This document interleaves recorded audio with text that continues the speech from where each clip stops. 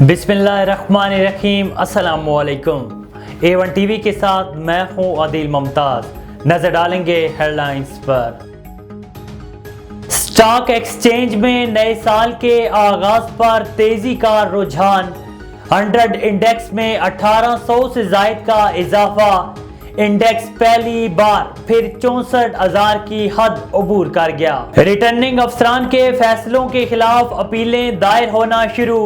Sindh high court में election tribunal में फिरदौस शमीम नकवी की अपील दायर। जस्टिस अरशद हुसैन की समाअत से मुआजरत। दरखास्त चीफ जस्टिस को अरसाल। जरताज गुल, उमैर नियाजी, शुहेब शाहीन, हलीम आदिल शेख की अपीलें दायर। NA 214 उमरकोट से कागजात मुस्तरद।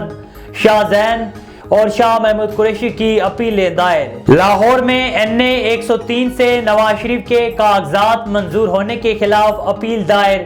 रजिस्ट्रार इलेक्शन अपील ट्राइब्यूनल ने अपील पर एतराज आयद कर दिया।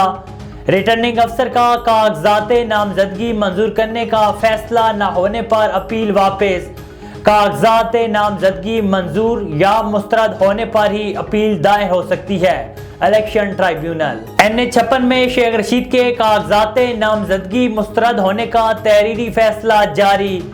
शेख रशीद पर अराजी में गपले, डिफाल्टर, गोशवारों में गलत बयानी का इल्जाम साबित हुआ। शेख रशीद असासों की तफसीलात फराहम करने में नाकाम रहे। रिटर्निंग अफसर ने कहा है कि शेख रशीद ने रेस्ट हाउस चार्जेस की अदायगी भी नहीं की। शेख रशीद ने अपने ऊपर लगे इल्जामात को एक बार फिर मुस्तरद कर दिया। और मुल्क भर में कौमी और सूबाई असम्बलियों के 3,240 उम्मीदवारों के कागजात मुस्तरद। कौमी असम्बली के 1,024, सूबाई असम्बलियों के 2216 उम्मीदवारों के रद्द हुए। इलेक्शन कमीशन ने कागजात नामजदगी मुस्तरद होने का डाटा जारी कर दिया। हेडलाइंस आपने जानी। A1 टीवी के न्यूज स्टूडियो से फिल वक्त इतना ही।